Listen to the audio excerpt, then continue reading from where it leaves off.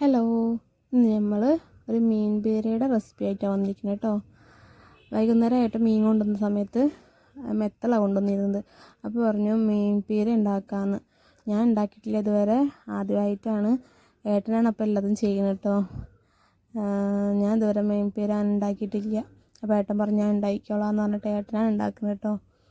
അപ്പോൾ അതുണ്ടാക്കാനായിട്ട് ആദ്യം നമ്മൾ ചീനച്ചട്ടിയിലേക്ക് മീനിട്ട് കൊടുക്കുക. സിമ്പിളാണ്, പെട്ടെന്ന് ഉണ്ടാക്കാൻ പറ്റും. അപ്പോൾ മീൻ ഇട്ട് കൊടുത്ത ശേഷം തേങ്ങ, പച്ചമുളകും തേങ്ങയും കൂടെ അരച്ചതാണിത്. ഒന്ന് ചതച്ചെടുത്തു. മിക്സിയിലിട്ട് ഒരു 2 കറക്കല്ലിൽ എടുത്ത തേങ്ങയാണ് കേട്ടോ.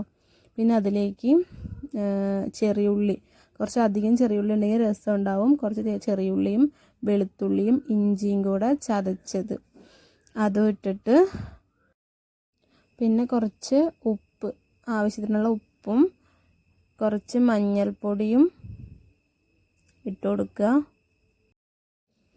പിന്നെ എരിവിനായിട്ട് പച്ചമുളക് കൂടാതെ കുരുമുളകിൻ്റെ പൊടിയും കൂടെ ഇട്ട് കൊടുക്കുന്നുണ്ട് കേട്ടോ.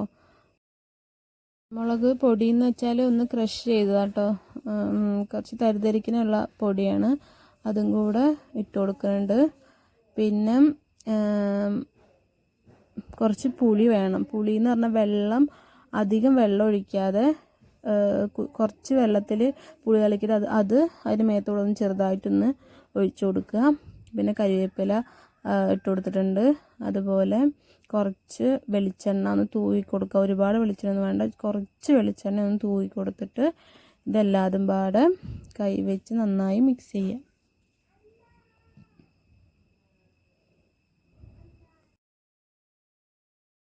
നന്നായി കൈവച്ച് മിക്സ് ചെയ്യണം. എന്നിട്ട് കുറച്ച് മഞ്ഞൾപ്പൊടി കുറവുണ്ടായിരുന്നു കേട്ടോ, അപ്പോൾ ഞാൻ കുറച്ചുകൂടെ മഞ്ഞൾപ്പൊടി ഇട്ട് കൊടുക്കുന്നുണ്ട്. നല്ലോണം മിക്സ് ചെയ്ത് കൊടുക്കണം. എന്നിട്ട് പാത്രത്തിൻ്റെ സെൻറ്ററിലേക്ക് ഇതെല്ലാതും കൂടെ ഇങ്ങനെ പറ്റിച്ച് വെച്ച ശേഷം ഒരടപ്പെടുത്ത് അടച്ചിട്ട്, എന്നിട്ട് അടുപ്പ് കത്തിച്ച ശേഷം ഇതൊരു 10 മിനിറ്റ് സിമ്മിലിട്ട് വേവിക്കുക. അപ്പോൾ അതിന് കുറച്ച് വെള്ളമൊക്കെ ഇറങ്ങി വരും. അത് കുഴപ്പമില്ല, അത് നമ്മൾ ഇളക്കുന്ന സമയത്ത് അതൊക്കെ വറ്റിപ്പൊയ്ക്കോളും. അപ്പോൾ എന്നിട്ട് നന്നായിട്ട് ഇളക്കി കൊടുക്കുക. നന്നായി ഇളക്കി കൊടുക്കണം കേട്ടോ. അപ്പോൾ ഇതിൻ്റെ ഈ ഈർപ്പൊക്കെ വറ്റിയിട്ട് ഇങ്ങനെ ഒരു വിട്ട് കിട്ടും. അതുവരെ നല്ലോണം ഇളക്കി കൊടുക്കുക.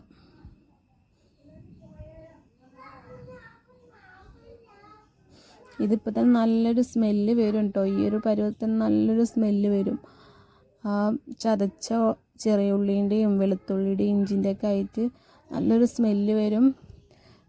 പറയാൻ നമ്മൾ മീൻ വറുക്കുന്നതിനേക്കാളും ഏറ്റവും നല്ലതാണ്. കാരണം ഓയിലൊന്നും അങ്ങനെ ഉപയോഗിക്കുന്നില്ല, ചെറുതായിട്ട് ഓയിൽ ഉപയോഗിക്കുന്നുള്ളൂ. അപ്പം ഇത്രേ ഉള്ളൂ നമ്മുടെ മീൻ പീര. നമ്മളിങ്ങനെ വിട്ട് കിട്ടുന്നത് വരെ ഒന്ന് ഇളക്കി കൊടുത്തു കഴിഞ്ഞാൽ ഇത്രേ ഉള്ളൂ. സിമ്പിളാണ്. എല്ലാവരും ഒന്ന് ട്രൈ ചെയ്ത് നോക്കുക കേട്ടോ. ഇതെൻ്റെ ഏട്ടൻ്റെ റെസിപ്പിയാണ്.